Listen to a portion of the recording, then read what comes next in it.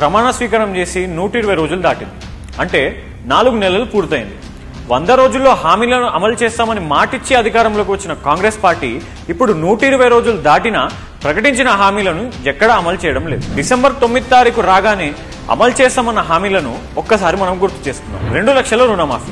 ఇవాళ రుణమాఫీ చేసిన వాళ్ళందరూ నేను విజ్ఞప్తి చేస్తున్నా, ఎంబడే బ్యాంకు పోయి 2 లక్షలు తెచ్చుకోండి. డిసెంబర్ 9 నాడు నేను రాగానే మాఫీ చేస్తాను. ఏమైంది నీ 2 లక్షల రుణమాఫీ? 15,000 రైతు బంధు. వ్యవసాయ పన్నులు మొదలయ్యే ముందల్లే సంవత్సరానికి ప్రతి రైతుకు ఎకరాకు 15,000 రూపాయలు రైతు భరోసా పథకం కింద ప్రతి రైతును ఆదుకునే బాధ్యత కాంగ్రెస్ పార్టీ తీసుకుంటుంది. 10,000 రూపాయల రైతు బంధుకే దిక్కులేదు. 4,000 పెన్షన్. పెన్షన్ ఎంత వస్తుంది? 2,000 వస్తుంది కదా.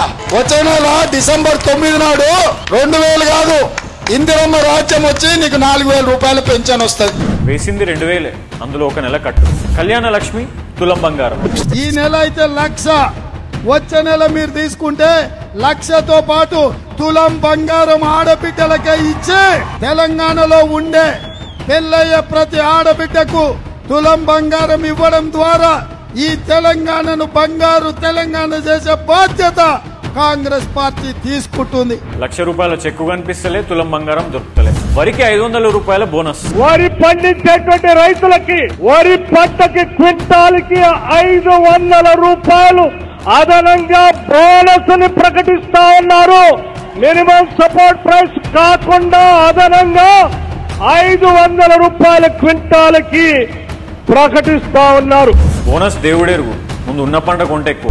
కౌలు రైతులకు రైతు బంధు. కౌలు రైతులను కూడా గుర్తించి ప్రతి ఎకరాకు 15,000 రూపాయలు కౌలు రైతుల గుడియానికి అలా కాంగ్రెస్ పార్టీ నిర్ణయం తీసుకుంది. భూమి ఉన్న రైతులకే రైతు బంధు ఇస్తలేడు, కౌలు రైతులకు ఇంకేమిస్తాడు? యువ వికాసం విద్యార్థులకు 5 లక్షల క్రెడిట్ కార్డు. ఇది నోటుతో నవ్వేదైతే కాదు. యువ వికాసం పేరు మీద మీకందరికీ విద్యార్థులకు 5 లక్షల రూపాయల బ్యాంకు గ్యారెంటీ కార్డు ఇస్తే మీరు ఫీజులు కట్టుకోవచ్చు, మీరు కంప్యూటర్ కొనుక్కోవచ్చు, మీరు ఐప్యాడ్ కొనుక్కోవచ్చు, మీకు కావాల్సిన ల్యాప్టాప్ కొనుక్కోవచ్చు.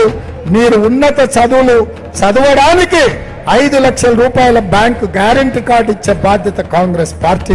మహాలక్ష్మి పథకం కింద ప్రతి మహిళకి 2,500 రూపాయలు. ఇప్పుడు ఆ ముచ్చట అసలు సప్పుడు లేదనుకో. ప్రతి నెల 1వ తారీఖు నాడు ఆడబిడ్డల ఖాతాలో 2,500 రూపాయలు ప్రతి నెల ఆడబిడ్డల ఖాతాలో వేయాలని కాంగ్రెస్ పార్టీ నిర్ణయం తీసుకున్నది. నిరుద్యోగులకు 4,000 రూపాయల నిరుద్యోగ వృత్తి. నిరాశ చెందుతున్న నిరుద్యోగ యువకులకు ప్రతి నెల 4,000 రూపాయల నిరుద్యోగ వృత్తిని ఇచ్చి నిరుద్యోగ యువకులను కాంగ్రెస్ పార్టీ ఆదుకుంటుంది. నిరుద్యోగ వృత్తి ఊసేలేదు. విద్యార్థులకు ఉచితంగా ఎలాంటి అప్లికేషన్ ఫీజు లేకుండా పరీక్షలు. టెట్ ఫీజు ఎంత? ఒక్క పేపర్ కు 1000, 2 పేపర్లకు 2,000. ప్రతి విద్యార్థినికి ఉచితంగా స్కూటీ.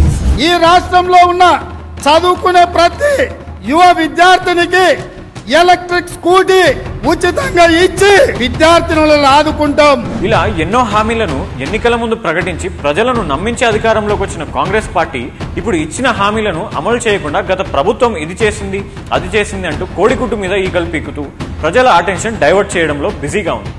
గతంలో ఇచ్చిన హామీల నుంచి ప్రజలను డైవర్ట్ చేసి ఏవో మాయమాటలు చెప్పి మళ్లీ రానున్న ఎన్నికల్లో ప్రజల నుంచి ఓట్లు రాబట్టే ప్రయత్నం చేస్తుంది.